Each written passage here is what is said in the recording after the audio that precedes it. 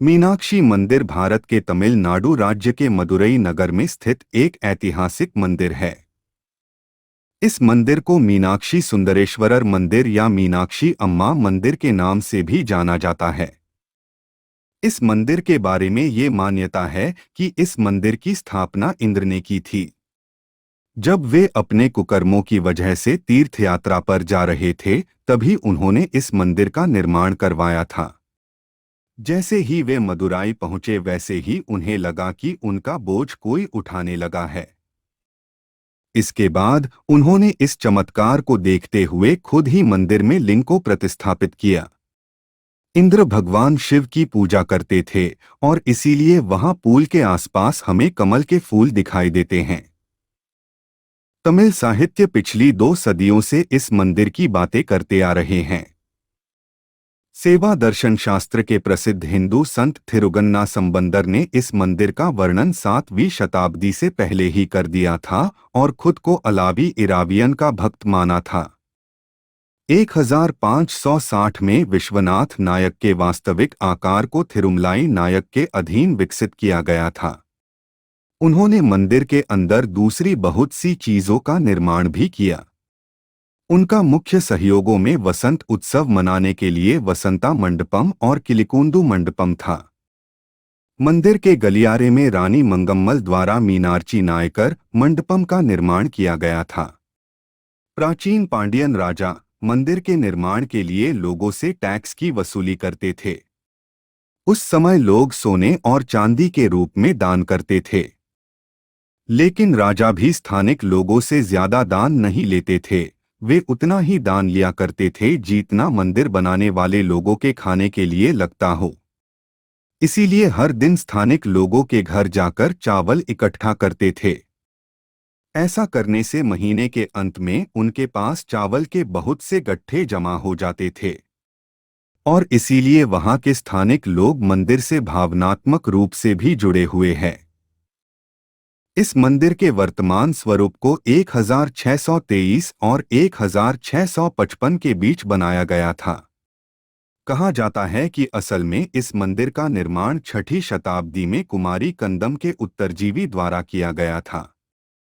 14वीं शताब्दी में मुगल मुस्लिम कमांडर मलिक काफूर ने मंदिर की लूट की थी और मंदिर से मूल्यवान आभूषण और रत्न लूटकर ले गया था।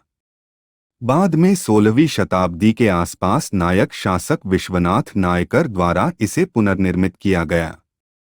विश्वनाथ नायक ने ही इसे शिल्प शास्त्र के अनुसार पुनः बनवाया था, जिनमें 14 प्रवेश द्वार 45 से 50 मीटर की ऊंचाई के थे, जिसमें सबसे लंबा टावर दक्षिणी टावर था जो 51.9 मीटर ऊंचा था और साथ ही मंदिर में 2 तराशे गए प्राचीन विमान भी बनाए गए थे और मुख्य देवी देवताओं की मूर्तियां भी पुनर्स्थापित की गई थी। मंदिर से जुड़ा हुआ सबसे महत्वपूर्ण त्योहार मीनाक्षी थिरुकल्याणम मीनाक्षी का दिव्य विवाह है, जिसे स्थानिक लोग हर साल अप्रैल के महीने में मनाते हैं। दिव्य जोड़ों के इस विवाह प्रथा को अक्सर दक्षिण भारतीय लोग अपनाते हैं और इस विवाह प्रथा को मदुराई विवाह का नाम भी दिया गया है।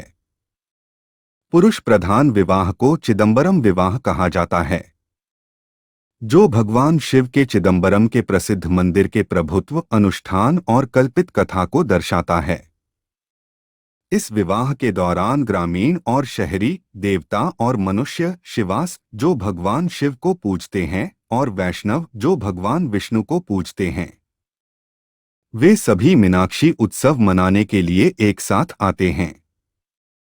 इस 1 महीने की कालावधि में बहुत सारे पर्व होते हैं, जैसे कि थेर थिरुविजय और ठेप्पा थिरुविजय। महत्वपूर्ण हिंदू त्योहार जैसे कि नवरात्रि और शिवरात्रि का आयोजन भी बड़ी धूमधाम से मंदिर में किया जाता है। तमिलनाडु के बहुत से शक्ति मंदिरों की तरह ही तमिल आदि जुलाई से अगस्त और थाई जनवरी फरवरी महीने के शुक्रवार को यहाँ श्रद्धालुओं की भारी मात्रा में भीड़ उमड़ी होती है। हिंदू पौराणिक मान्यताओं के अनुसार भगवान शिव अत्यंत सुंदर रूप में देवी मीनाक्षी से विवाह की इच्छा से पृथ्वी लोक पर आए थे। देवी मीनाक्षी पहले ही मदुराई के राजा की तपस्या से खुश होकर मदुराई में अवतार ले चुकी थीं।